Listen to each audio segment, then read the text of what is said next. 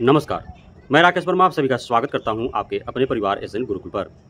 बिहार के शिक्षा विभाग के एसीएस डॉक्टर एस सिद्धार्थ के द्वारा लगातार शिक्षक शिक्षिकाओं को जितनी सहूलियतें प्रदान करने की कोशिशें की जा रही हैं, उससे अत्यधिक शिक्षा में सुधार लाने एवं शैक्षणिक संस्थानों के सुदृढ़ीकरण हेतु भी प्रयास किए जा रहे हैं।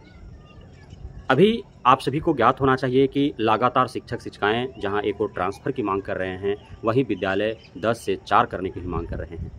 हालांकि कई दफ़ा घोषणाएं हो चुकी हैं।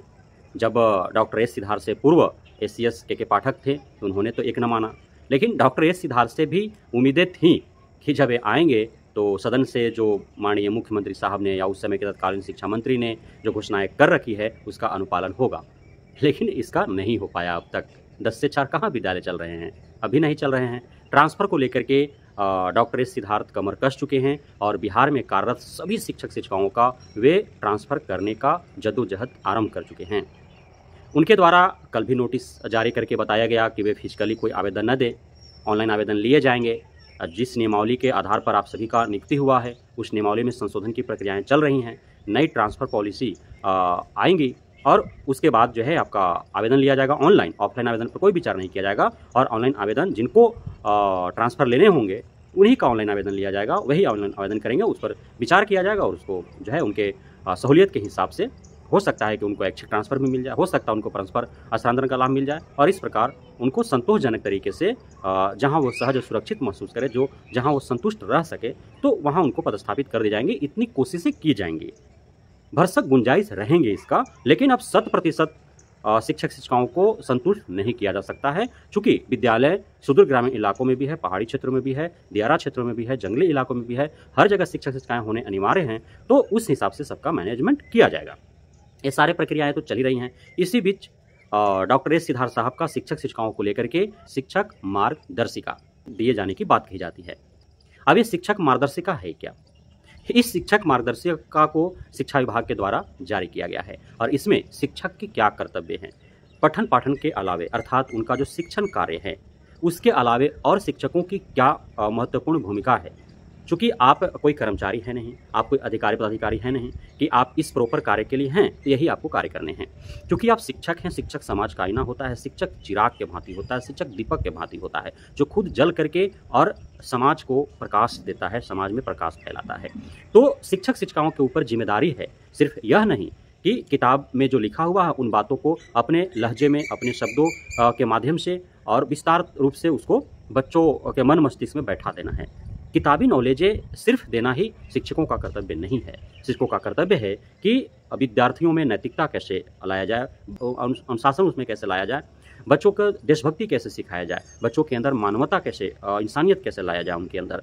बच्चे जो हैं वे समाज में प्रखर होकर के कैसे विभिन्न बातों को रखें और अपने आप को कैसे वो मजबूत कर सकें, साथ ही जो भी हलचलें हो रही हैं उसमें वो अपने आप को कैसे खड़ा कर सकें। तो इन सारी चीज़ों के बारे में ज्ञान देना भी शिक्षक शिक्षिकाओं का ही कर्तव्य है कि वे विद्यार्थियों के अंदर इन सारे चीज़ों का, इन सारे बिंदुओं का उनमें उनके जहन में डाल सके, उनको एक श्रेष्ठ नागरिक, एक जागरूक नागरिक, एक सक्रिय नागरिक बना सकें, ताकि वे आगे चल करके जब उनको वो शिक्षा दे रहे हैं, जो नॉलेज उनको दिया जा रहा है, चूँकि नॉलेज जो विद्यार्थियों को दी जाती है वह हर सब्जेक्ट से दिया जाता है, मैथ हो, केमिस्ट्री हो, फिजिक्स हो, बायोलॉजी हो, हिस्ट्री हो, ज्योग्राफी हो, आपका इकोनॉमिक्स हो, सिविक्स हो, पोल साइंस जिसको कहा जाता है, उसके बाद हिंदी है, संस्कृत है, इंग्लिश है, आपका नैतिक शिक्षा के ज्ञान उनको दी जाती है, पर्यावरण अध्ययन के ज्ञान उनको दिया जाता है, उनके अंदर हर चीज़ों की नॉलेज भरी जाती है।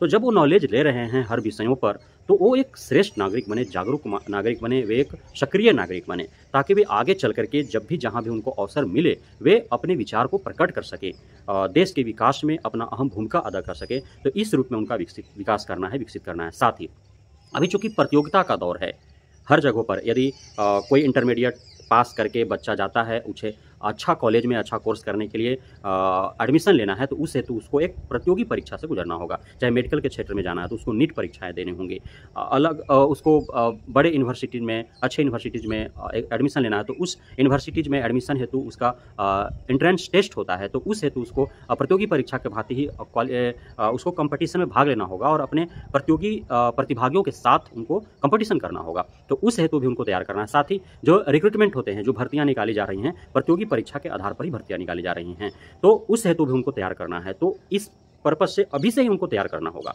कि आप आगे चल करके आपको कंपटीशन फेस करने हैं हर कदम पर। तो आप उस हेतु कैसे सक्षम हो, सफल हो, कैसे आपको तैयार रहना है उस हेतु। क्योंकि बच्चा पढ़ लेता है 12वीं तक, ग्रेजुएशन भी कर लेता है, पीजी भी कर लेता है, अन्य कोर्सेज भी कर लेता है, लेकिन कंपटीशन क्या होता है, कंपटीशन में कैसे फेस करना है, कंपटीशन कैसे देने हैं, जब एग्जाम बैठेंगे तो कैसे फेस करना है, तमाम सारी चीज़ों को उसको सीखने के लिए अलग से कोचिंग लेने पड़ते हैं और उसके लिए फी भारी भरकम भरना पड़ता है। तो इसलिए डॉक्टर एस सिद्धार्थ का यह मार्गदर्शिका जो शिक्षक मार्गदर्शिका दिया गया है, उसमें तमाम सारे बिंदुओं को दर्शाया गया है कि आप यहीं से, आप विद्यालय से बच्चों को आगे, जो विद्यालय से बाहर निकलने के बाद उनको जिन जिन समस्याओं कठिनाइयों से जूझना है, उन सारे समस्याओं और कठिनाइयों को अभी ही इतने दिन में ही उनको आप परिपक्व कर दो कि आगे चल करके उनको आसानी हो। तो इस प्रकार से जो डॉक्टर एस सिद्धार्थ का शिक्षक मार्गदर्शिका है, बेहद ही सराहनीय है और शिक्षक शिक्षिकाओं को इस पर अमल करना चाहिए। हालांकि वे कितना अमल कर पाते हैं, यह अब बच्चों में नैतिकता डालने से पहले शिक्षकों के अंदर कितनी नैतिकता है कि इस शिक्षक मार्गदर्शिका में कही गई प्रत्येक बातों को वो अमल में लाते हैं और छात्र छात्राओं के मन मस्तिष्क में उसको डाल पाते हैं, उस अनुरूप उनको ढाल पाते हैं। यह शिक्षक शिक्षिकाओं की नैतिकता पर निर्भर करता है कि वे कितने नैतिकता उनमें है और कितने नैतिकता के साथ इस बात को वो अमल में लाते हैं। साथ ही शारीरिक रूप से कैसे स्वस्थ रहना है, यानी कि योगा आपको डेली कराना है, नैतिक शिक्षा भी देना है, शारीरिक शिक्षा भी प्रदान करने हैं। स्वस्थ आप कैसे रहेंगे, डाइट क्या क्या लेने हैं आपको, क्या क्या खाने चाहिए, कौन कौन से पोषक आहार लेने चाहिए, क्या नहीं खाना चाहिए, इन सारी बातों को भी उसमें बताए जाएंगे, समझाए जाएंगे। यानी कि हर पहलू पर कि एक विद्यार्थी को शारीरिक मानसिक रूप से कैसे उसको स्वस्थ रखा जाए, समाज में वो कैसे रहे, विद्यालय में कैसे रहे, परिवार में कैसे रहे, पढ़ाई करने के उपरांत जब वो आगे बढ़े उच्च शिक्षा प्राप्त करने हेतु, तो वहाँ वो कैसे फेस करे समस्याओं को। सारे पढ़ाई निम्न शिक्षा से उच्च शिक्षा तक प्राप्त करने के उपरांत जब वो एक नागरिक के तौर पर उभरे 18 वर्ष उम्र हो जाने के उपरांत, तो देश में वो कैसे अपना महत्वपूर्ण भूमिका अदा कर सके, इन सारे चीज़ों का गुर उनको शिक्षक शिक्षिकाओं को विद्यालय में ही बच्चों को भर देने हैं। अब 5 जो अन्य और काम दिए गए हैं वो है आपका कि छात्र का स्वरूप कैसा हो। तो इसमें शिक्षक शिक्षिकाओं की भूमिका है कि छात्रों को बताया जाए एक छात्र का जीवन कैसा होना चाहिए। उसके बाद कि शिक्षक शिक्षिकाएं खुद यह तय करें कि शिक्षक शिक्षिकाओं का प्रबंधन कैसा होगा, विद्यालय का प्रबंधन कैसा किया जाएगा। उसके उपरांत उनको ध्यान देना है कि कक्षा प्रबंधन कैसे होगा। एक रूटीन तैयार होते हैं ना कि कौन सा विषय कौन से शिक्षक पढ़ाएंगे और कब पढ़ाएंगे, तो एक कक्षा प्रबंधन हो गया।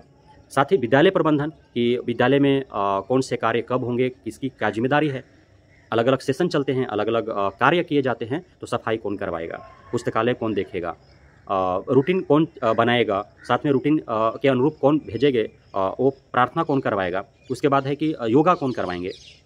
अलग अलग सत्र है, विद्यालय में छात्रों का मंत्री परिषद तैयार किया जाता है, तो उस हेतु की कौन क्या रहेगा, तो सारे प्रबंधन उनको देखने हैं।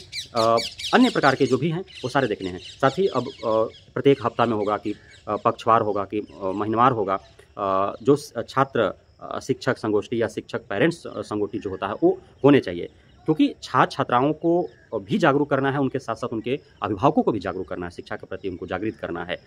शिक्षा कितनी ज़रूरत है और शिक्षा का क्या महत्व है, इसको छात्र छात्राओं के साथ उनके अभिभावकों में भरना है। क्योंकि सरकारी विद्यालयों में अभी 75 वर्ष भले हो गए हमारे देश के आज़ाद हुए, लेकिन आज आज़ादी के 75 वर्ष उपरांत भी बहुत ऐसे हैं जो पहला पीढ़ी है जो विद्यालय का मुँह देख रहा है।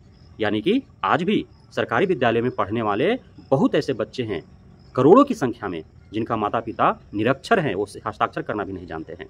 तो उनका जब बच्चा जा रहा है तो फर्स्ट पीढ़ी विद्यालय जा रहा है ना, तो फर्स्ट पीढ़ी जब विद्यालय जा रहा है तो उसके माता पिता तो विद्यालय गए नहीं, तो उनको शिक्षा को लेकर के जागरूक करना है ना कि शिक्षा का कितना महत्व है।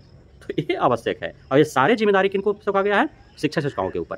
पदाधिकारियों की क्या जिम्मेदारी है, तो जो शिक्षक मार्गदर्शिका जो बनाया गया है शिक्षा विभाग के द्वारा, वो सारे शिक्षकों तक, ऐसा नहीं है कि एक विद्यालय में एक दे देना है, नहीं, 5,59,000 शिक्षक शिक्षिकाएं पूरे बिहार भर में हैं। 5,59,000 शिक्षक शिक्षिकाओं के हाथ में वो शिक्षक मार्गदर्शिका पहुंच जाने चाहिए। नहीं तो ऐसा होगा कि एगो स्कूल में एगो दे दिए, अब फलाने टीचर ले गए, वो कहाँ रख दिए पता नहीं, चिल्लाने को मिला ही नहीं, ठिकाने को मिला ही नहीं।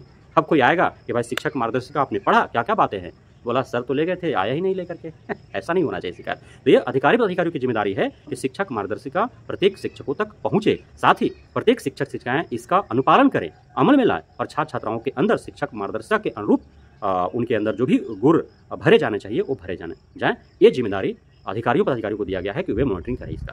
बहुत बहुत धन्यवाद आप सभी साथियों का हमारे साथ जुड़े रहने के लिए, बने रहने के लिए, मित्र प्यार देने के लिए, भरोसा बनाए रखें।